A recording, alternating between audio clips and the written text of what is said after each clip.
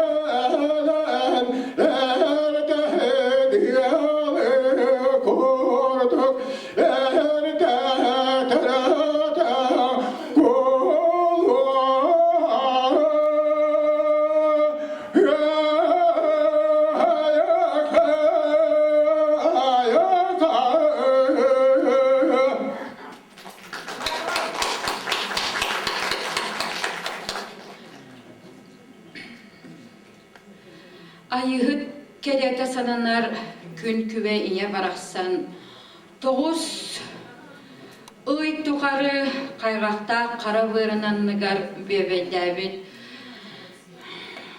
oğota baraksanı gün sirin kördürürger kaydakta kurduk eybite toybita boğuy olon toyun emiye bu tılınan usuran tılınan ıllan toyan taharbıtın bugün bir yaka etinlerde Prokopi Prokopyevich.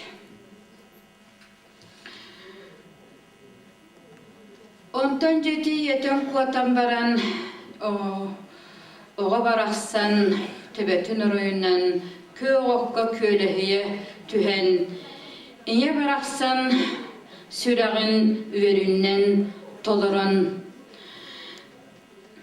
ol kiyehe jorok kiyehe üner bolaktaq. Ayıhıt satılabıt günüger, üç gün ustata ya bulgalga ütüye günler üneller. Ulahanlık da sana sıvattar. kıhırsıvattar olata. İhitinen komuhunan, ihiti komuhu da tığapbattar. İhiti komuhu umsanları urbattar. Baratan enerji kotoçu bolvaqtaq. Ol ayıhıt kennerge ıcıttırın beliyete. Tumuy jaktar bolağına, olata bastaka oto bolağına üskün bolan baran.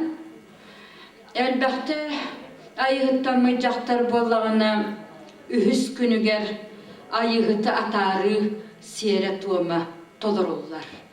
Jeti ayıhıtı atarı siyerim tuğmun siteri tolur kenne anı jaktar ayıhıttamı jaktar uakka çugahır siyere tuğma tolurullar. Onu o siyere tuğmu oğu kötüğarçı. Ağlotun ahatan üst sirge ağlotun kolum tanıgar üst sirge arılaq seri uğran ağlotun işçilerin algır. İtikennittenere jaktar baraksan ağlotugar çugahır. Jötü kurduk toğunu sürdaq elbaq erekkes onu ustuk siyer tuğum bar bolar ebit